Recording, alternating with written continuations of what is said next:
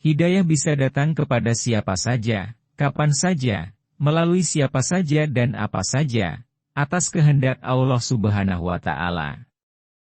Seperti yang dialami oleh seorang wanita bernama Sarah Tan yang merupakan keturunan Cina asal Malaysia. Sejak kecil, ia bersama ibu dan saudaranya rutin ibadah ke gereja di akhir pekan sebagai bentuk ketaatannya terhadap Tuhan. Bagi Sarah, mengunjungi gereja adalah suatu hal yang serius untuk mendekatkan diri kepada Tuhan. Namun ia sering memperhatikan jemaat lain yang tampak hanya seperti bersenang-senang saja. Sarah juga kerap mempertanyakan posisi seorang pendeta dalam agamanya yang seolah memiliki hak mutlak mengambil alih keputusan Tuhan untuk mengampuni dosa para jemaat. Seperti pengakuan dosa di mana para jemaat mengakui dosa mereka dan pendeta mengatakan bahwa Tuhan akan mengampuni mereka. Hal yang dipertanyakan oleh Sarah adalah bagaimana pendeta tersebut mengetahui bahwa Tuhan akan mengampuni dosa-dosa kita. Apakah pendeta memiliki hak untuk mengatakan bahwa dosa kita telah diampuni? Itulah pertanyaan-pertanyaan yang ada di benaknya selama menganut Kristen. Sarah yang sebelumnya bekerja di salah satu bank ternama di Malaysia selama 20 tahun, memutuskan berhenti saat usianya 45 tahun. Setelah itu ia memutuskan untuk membuka usaha baru toko barang antik bersama saudaranya. Dari sanalah awal dirinya memulai kenal dengan Islam.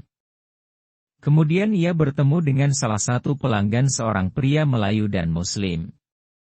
Hal pertama yang pria itu tanyakan kepadanya yakni, "Jika saya beri Anda buku 25 pertanyaan orang Kristen tentang Islam, apa Anda ingin membacanya?" Akhirnya Sarah pun menerima buku tersebut dan membacanya. Sebelum ia belajar mengenai Islam, sebenarnya saudara perempuannya sudah lebih dulu masuk Islam, karena suaminya seorang pria Melayu. Setelah membaca buku tersebut, menurut Sarah semua agama sama saja karena Tuhan Maha Penyayang. Semua agama mengajarkan kebaikan, selama kita baik, tentu saja akan berakhir di surga bukan neraka, kata Sarah. Setelah berdiskusi panjang dengan pria Muslim yang baru saja ia kenal, Sarah mulai mendapatkan dirinya berada pada satu titik di mana ia merasa membutuhkan Islam. Hal pertama yang menarik perhatian saya adalah ketika ia membahas azab kubur, hukuman yang akan kita terima ketika berada di dalam kubur, katanya lagi. Menurutnya, itu adalah kali pertama Sarah mendengarnya. Sehingga ia terus bertanya kembali, kenapa kita harus dihukum? Lalu, pria tersebut menjelaskan bahwa setelah manusia meninggal dan dikuburkan, malaikat akan datang dan memberikan pertanyaan seperti, siapa Tuhanmu? Apa kitabmu?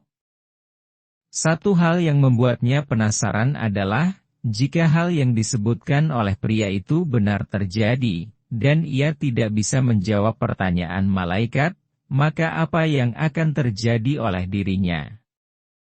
Kemudian ia dijelaskan bahwa jika dirinya bukan seorang Muslim, maka ia dipastikan tidak akan masuk surga.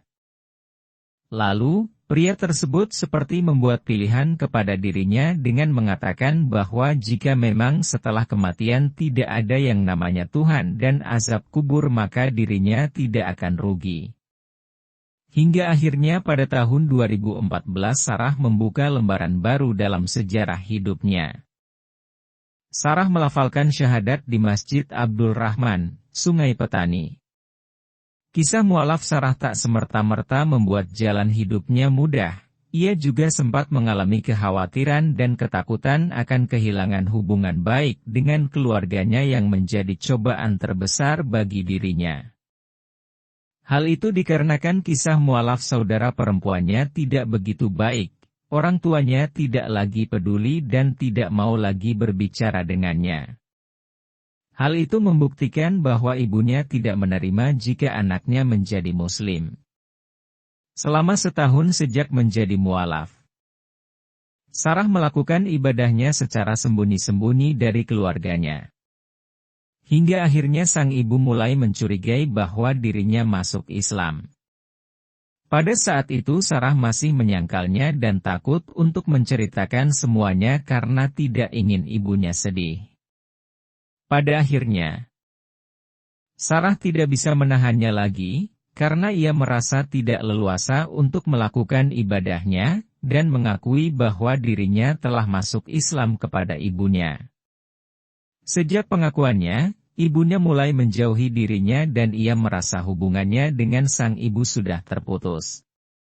Hingga akhirnya, setelah melewati berbagai masa sulit, Allah menaklukkan hati ibunya dan menerima keyakinan baru Sarah. Kehidupannya yang sekarang juga dirasanya lebih merasa damai dan bermanfaat bagi orang lain.